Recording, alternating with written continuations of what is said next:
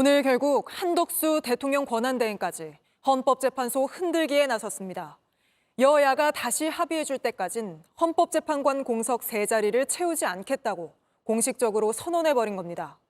청문회를 통과한 후보자가 3명 있고 국회의장부터 대법원장까지 권한대행의 임명권 행사는 당연한 일이라고 하는데 오로지 여당의 주장대로 맞춤형 발표를 해준 겁니다. 이러면 국민의힘이 마냥 시간을 끌 경우 헌법재판소는 대통령 탄핵 심판을 현재의 6인 체제로 진행할 수밖에 없습니다. 게다가 앞서 대통령 측은 이미 이 6인 체제에 시비를 걸었습니다. 탄핵 심판 첫 변론 준비 기일을 하루 앞두고 헌재 무력화가 여권에서 조직적으로 실행된 모양새입니다.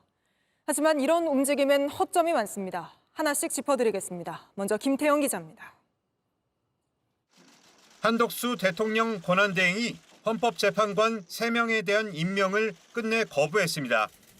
국회 본회의에서 임명 동의안 표결을 30분 정도 앞두고 전격 대국민 담화를 통해 발표한 겁니다. 여야가 합의하여 안을 제출하실 때까지 저는 헌법재판관 임명을 보류하겠습니다. 한 대행은 대통령 권한대행은 헌법기관 임명을 포함해 대통령의 중대한 고유 권한 행사를 자제해야 한다고 주장했습니다. 그러면서 불가피하게 권한을 행사할 경우 여야 합의가 우선돼야 한다고 강조했습니다. 국민의 대표인 여야의 합의야말로 민주적 정당성을 확보하고 국민의 통합을 이끌어낼 수 있는 마지막 뚝이기 때문입니다.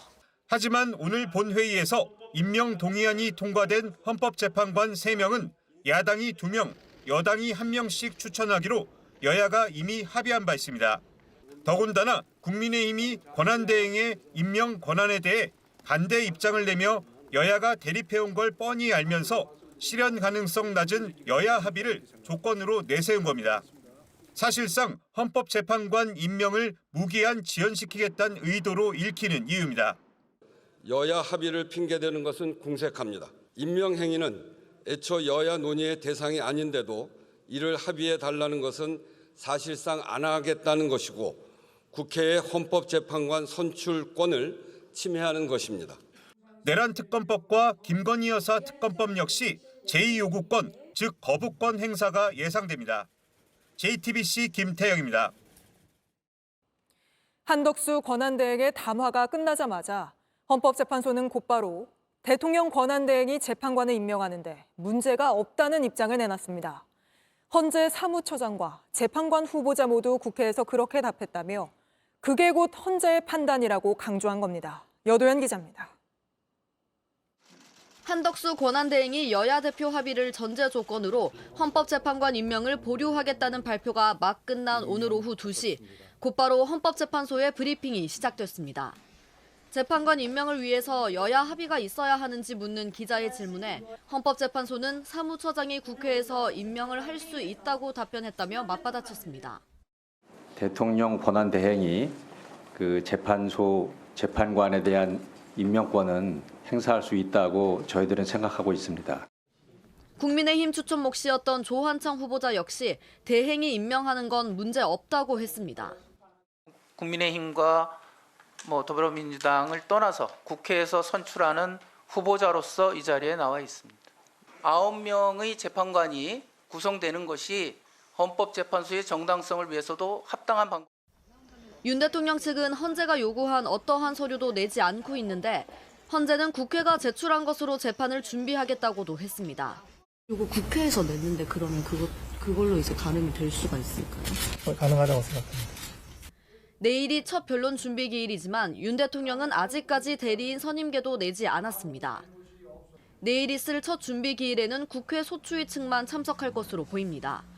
헌재는 윤 대통령 측 참석 여부와 무관하게 준비 기일을 진행하겠다고 했습니다.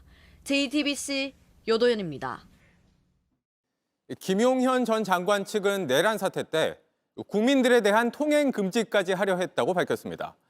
그런데 윤 대통령이 국민 불편을 고려해 이걸 뺐다고 밝히면서 불법적인 계엄 포고령을 최종 검토한 사람이 윤 대통령이란 사실을 인정해버렸습니다. 또 전 국민이 지켜본 계엄군의 국회 난입을 예방 활동이었다고 설명했습니다. 이어서 조혜연 기자입니다. 김용현 전 국방부 장관 측은 포고령 초안을 작성한 사실을 인정했습니다. 대부분의 내용을 김용현 장관이 작성하였으며 대통령은 이를 검토하고 일부 수정하였습니다. 그러면서 윤 대통령은 국민의 불편을 걱정해 포고령 일부를 삭제하도록 했다고 두둔했습니다. 대통령이 문구 등을 수정한 것 이외에 실제 내용을 수정한 것은 단 하나입니다. 국민 생활의 불편, 경제 활동 등을 고려하여 이를 삭제 지시하였습니다. 대통령이 위헌 위법한 내용의 포고령을 보고받아 직접 검토하고 일부 수정을 거쳐 승인한 사실을 자백한 겁니다. 국회의 정치활동을 금지하고 위반 시 처단하겠다는 내용이 담긴 포고령 1호는 국헌 문란의 목적이 담긴 내란 범죄의 핵심 단서입니다. 대통령이 통행금지 이외 내용을 수정하지 않았다는 건 결국 정치활동 금지 내용 등 포고령의 다른 조항에 대해 직접 검토하고 승인했다는 뜻입니다. 김 전 장관 측에서 윤 대통령을 감싸기 위해 한 발언이 되레 윤 대통령 혐의를 뒷받침하는 중요한 진술이 된 겁니다. 김 전 장관 측은 계엄이 곧바로 해제됐다는 점을 강조했지만 전 정보사령관 노상원 씨를 중심으로 1, 2수사단을 꾸려 장기전을 계획했던 점도 이미 드러났습니다. 여야 정치인이 포함된 체포 명단을 만들고 체포조를 가동했다는 혐의를 두곤 잠재적 정치활동 예상자에 대한 예방활동이라는 궤변을 늘어났습니다. JTBC 조혜연입니다. 지금부터는 저희가 단독 취재한 건진법사 관련 내용 이어가겠습니다. 공천 대가로 뒷돈을 받은 혐의를 받는 무속인 건진법사가 오늘 검찰에 출석한 모습이 저희 JTBC 카메라에 포착됐습니다. 이 사건을 추적하고 있는 저희 JTBC는 2018년 지방선거 당시 건진법사에게 직접 현금 1억 5천만 원을 전달했다고 하는 인물을 인터뷰했습니다. 그는 윤한홍 의원실 보좌관이 건진법사한테 특정 인사를 영천시장 후보로 추천해달라고 해서 돈을 전달했다고 주장했습니다. 먼저 정혜성 기자의 단독 보도입니다. 오늘 오후 서울 남부지방검찰청 1층입니다. 출입증을 찍고 들어가는 이 남성, 건진법사 전성배 씨입니다. 검찰이 지난 19일 풀려난 전 씨를 불러 수사에 속도를 내고 있는 겁니다. 지난해 6월 JTBC 취재진은 건진법사에게 공천 뒷돈 1억 5천만 원을 직접 전달했다는 사업가 이모 씨를 만났습니다. 제가 이제 건진법사랑 친했어요. 장관 그리고 저 국정원 경제단장 이런 사람들이 고수 멤버였어요. 젊은 피로 이제 그 당시에 거기에 조금 몇 번 발걸음을 했던 게 이 씨가 2018년 지방선거에 연루된 건 한 통의 전화를 받고섭니다.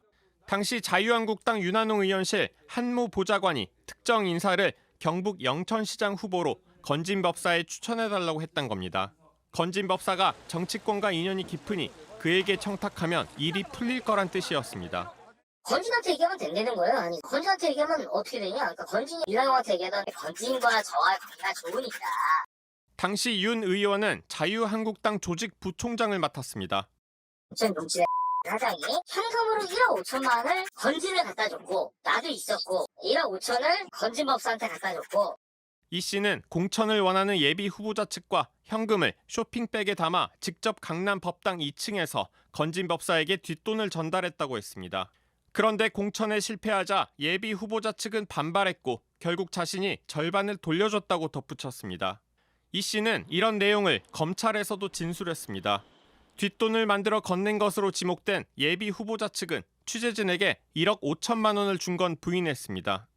돈 거래가 혹시 공천에 도움이 될까 싶어서 관심을 가졌는데 돈 거래할 상황이 아니었기 때문에. 하지만 건진법사에 해당 후보자를 추천해달라고 한 보좌관과 친분이 있고 용돈도 준 건 인정했습니다. 내가 전에 좀 알았어요. 용돈 좀 주고. 용돈은 어느 정도라고 보면 되나요? 모르겠는데 바깥쪽도 내가 2, 30만 원 정도 좀 기억이 나요. 취재진은 해당 보좌관에게 여러 차례 연락을 시도했지만 답이 없습니다.